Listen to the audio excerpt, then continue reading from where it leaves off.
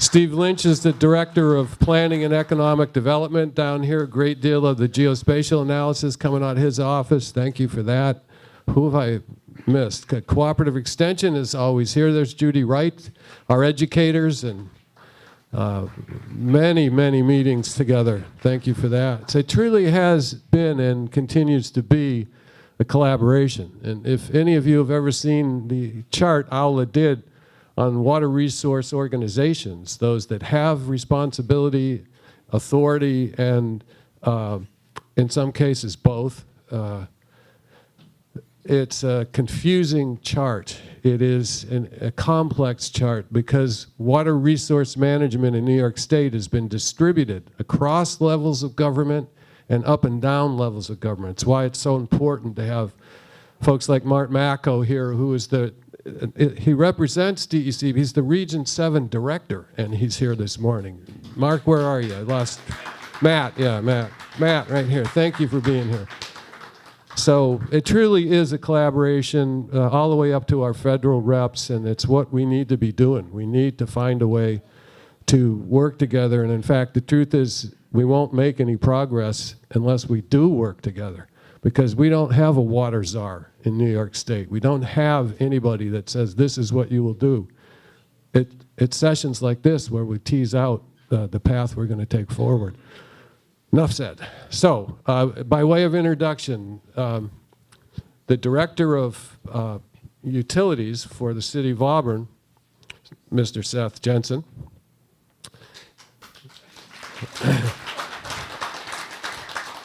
We were talking earlier, and he had a little dance prepared, but I don't think he's going to do it. No.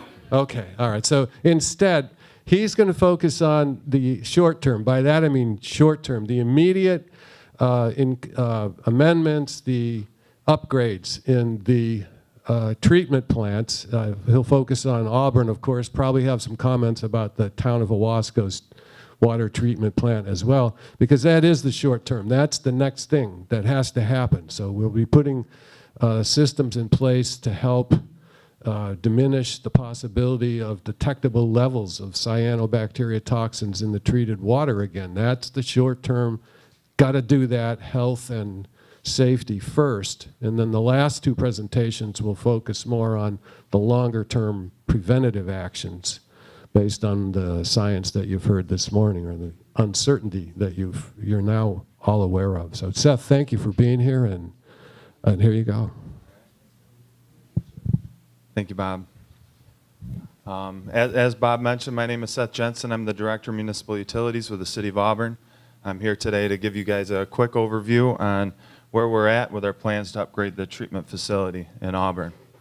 The reason most of us are here today, unfortunately, is microcystin and the harmful blue-green algae. This past fall, we experienced a very heavy bloom at the north end of Owasco Lake, which resulted in detectable levels of microcystin getting into our raw water, and unfortunately for the first time in New York State history, getting into our finished water supply in low concentrations. You can see in the photo over here on the right, the very thin green line. That's one of the first indicators our treatment plant operators noticed when we called the health department back in September of this year. So the US EPA has a health advisory of 0.3 micrograms per liter parts per billion for children 5 years or younger and for the vulnerable population. 1.6 part per billion level is for everyone else. This is for short-term exposure of 10 days, and at this point in time, there's no long-term exposure for microcystin from the EPA at least. In close coordination this past fall, our city staff, in close coordination with the health department, implemented multiple different treatment changes to our facility in an effort to try to maximize microcystin removals.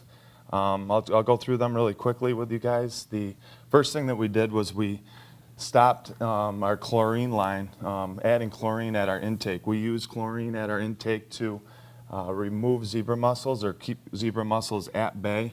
Unfortunately, chlorine kills healthy live cells, and cyanobacteria is a live cell, but when it dies, it releases the microcystin, the toxin that we're all nervous about. So we stopped that right away.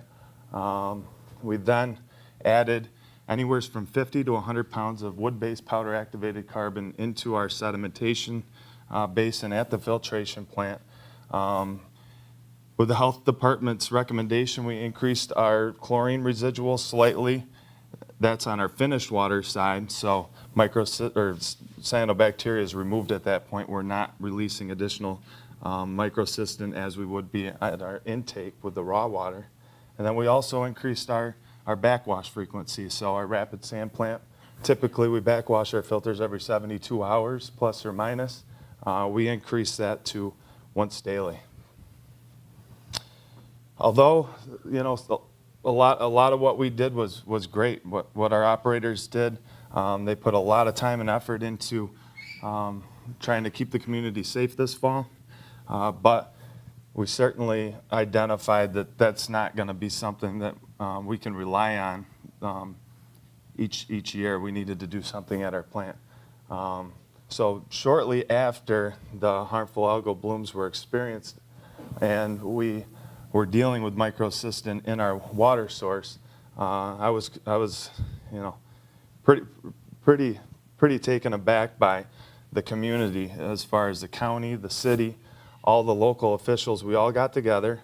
Steve Lynch coordinated that effort. He did a fantastic job where we sat down and we identified and prioritized our goals. And as part of that goal setting process, the cities, the town, the county, we unified our approach and our ask to the federal and state governments. So in my opinion, that was a fantastic thing, and we got ahead of it as a result. So the short-term goal that came from that meeting was optimize our treatment plant by 2017.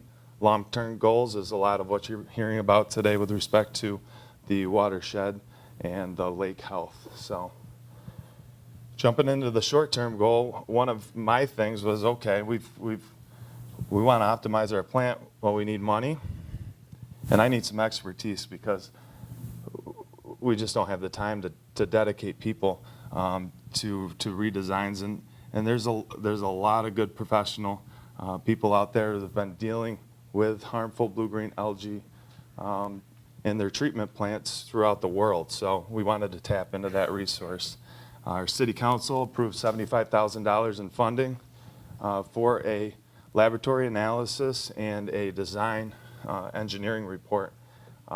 Extremely happy that within, I think, about a month, we received a phone call from Matt Marco and also from EFC, and they had $75,000 for the city of Auburn and another $75,000 for the town of Owasco to fully fund those two studies. So that was fantastic. In addition to the $75,000 the governor's put into his budget for next year, $2 million to be appropriated to the city of Auburn and the town of Owasco to adjust those short-term goals.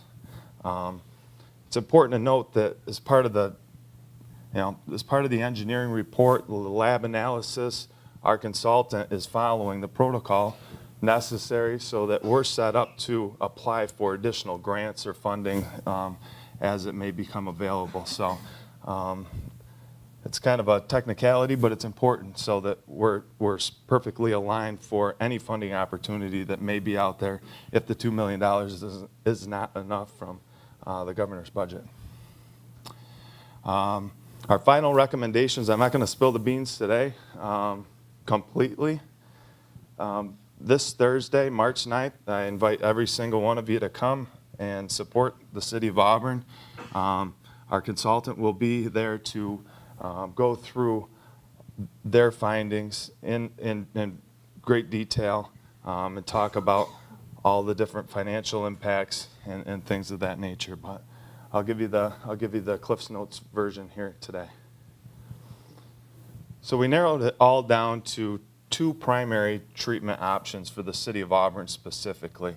And this doesn't necessarily mean this is exactly what the town of Owasco is looking at. We have two similar but different plants. The first option being utilizing powder activated carbon as a permanent solution for absorbing microcystin. It's a physical removal process by which the microcystin that's in the water becomes absorbed into the pores of this powder activated carbon. Through the lab analysis, given the right concentration at the right place at the right time, using the right powder activated carbon, because there's a variety of different kinds, we saw results of over 95% removal, so very promising. Ozone system, just like powder activated carbon, equally as good at removing microcystin specifically. At least that's what the lab analysis showed. The costs for installation are a bit higher, but the way ozone works, it's an extremely strong oxidant, so it takes a complex compound like microcystin that's harmful, and it breaks it into lots of smaller little fragments of things that are healthy that you can then digest and doesn't attack your liver. So that's the idea of an ozone system. So moving along, you guys are, if you're from Auburn, you're relatively familiar with where the Auburn filtration plant's located on Swift Street. Our intake is approximately 1,700 feet out into the north part of the lake at about 35 feet in depth, right where all the blooms were going on this past fall. From there, though, our upper pump station out at the pier, you've probably seen that too, potentially if you've been out at Emerson Park, conveys water along the river about 1.5 miles down to our filtration plant where it gets finished and polished and sent off to 50,000 area residents. So the powder activated carbon system would be located right up at the upper pump station, just outside. And typically what you see with something like a permanent powder activated carbon system would be a large silo. Not the prettiest thing in the world, but I'm sure we could figure out something to do out there. But this is just a preliminary proposed location of where that would go. And as I said, the right concentration for the right contact time using the right powder activated carbon. The reason that we put it up at the upper filtration plant is then once it's introduced to the raw water, it mixes with that water as it's being conveyed down to our filtration plant where it will then have absorbed all the microcystin that was readily available and any other things, and we can filter it out through our filtration process. For the ozone treatment system, that would be housed right at our water filtration plant. So this is a quick overview looking at the plant from above.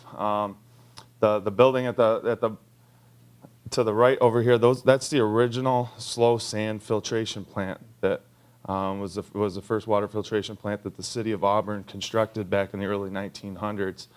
The next building is our rapid sand plant. The sedimentation flocculation tank is right above that, and that's where we're adding powder activated carbon this past fall.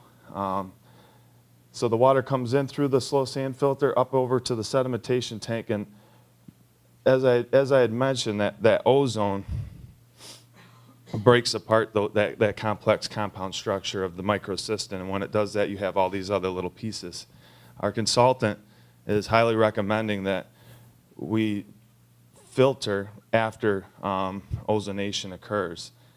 This filtration process will remove some of those smaller particles so that we're not loading our distribution system with all that organic material. It's been known in other communities to cause, I've been told anyways, kind of a slime buildup inside of your distribution pipes, and obviously that's something that the city of Auburn does not want to have to deal with. So those two big picture items out there, it's not like you can go to Walmart and buy a powder activated carbon tower or a ozone system. It requires careful design, careful specification, and about a year sometimes to build it once you've paid for it and ordered it. So with that in mind, 2017, we're already a few months through it. We're going to be seeing an algal bloom potential. We want to be ready by late July. So what our consultant has proposed to us, and actually in coordination with Matt Marco, this was one of his great ideas that we're rolling with to a certain extent. The city of Auburn would look to, I don't know if you want to take credit for that, Matt. I apologize for doing that. So we can lease, we can buy, or we can rent to own a powder activated carbon system and install it up at our upper pump station, same upper pump station. It'd be inside of a building. And what's good about this stopgap measure, we wanted to have a permanent solution in place by this summer, but the stopgap measure has a couple added benefits potentially here. It allows us more time to study. One of our leading contenders is powder activated carbon. This is powder activated carbon. We'll be able to see exactly what our dosing needs to be of powder activated carbon. We'll understand the financial costs associated with utilizing and purchasing powder activated carbon for a season, to test the financial model that our consultants are putting together. It gives us time to test and maybe do some batch testing for ozone as well to confirm that will be an effective treatment process for the city of Auburn. And for the cases in, say, Toledo, Ohio, where they've experienced this already, that water filtration plant has spent millions upon millions of dollars on the next technology, and then they didn't foresee an adverse reaction, so they spent another $3 or $4 million on the next technology. I think we want to avoid reactionary spending, and if we can move forward with something that's proven and will be effective, is automated, it just requires daily filling, which isn't a problem. We're 24/7 operation anyways. At least in the short time, it avoids that reactionary spending, and it allows us to pick the perfect solution for the city of Auburn.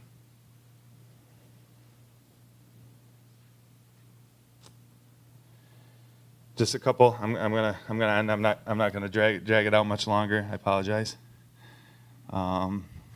Additional considerations that we looked at the city. One was extending the raw water intake. Let's try to get below that thermocline, that biological active layer of the lake.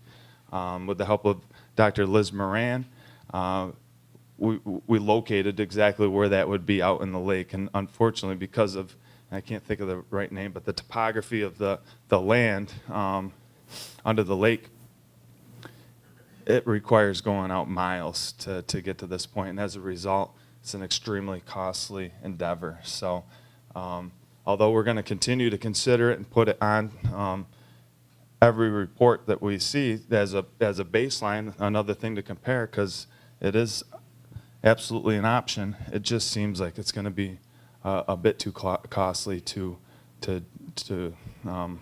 choose or to move forward with. Another very important, in my opinion, thing that we need to continue to do, and we have done so far, is coordinate really closely with the town of Owasco. Owasco has chosen GHD, the same consultant as the city of Auburn. That allowed Owasco to get caught up to speed really quickly, but it also allows our consultant to look at our interconnections with the town, provide potential redundancy between the town of Owasco and the city of Auburn, so that we can help each other. You know, we're there for each other, and we can connect into each other. And you know, if one plant is experiencing major catastrophic issues, we can help each other out. So that's something that Ed Wagner's been fantastic at working with the town, and we're going to continue to strive forward on that front. You know, we're going to continue to advocate state and federal leaders for funding. They've been great so far, and I can only see that relationship improving as we move forward. And then, like always, we fund our watershed inspection program for Owasco Lake. We're going to continue to, you know, go to board meetings, be active in the watershed, because Obviously, that's our primary goal, or that's our long-term goal, is improve the health of the lake. So I'm not going to take any questions right now, but thank you. That's it.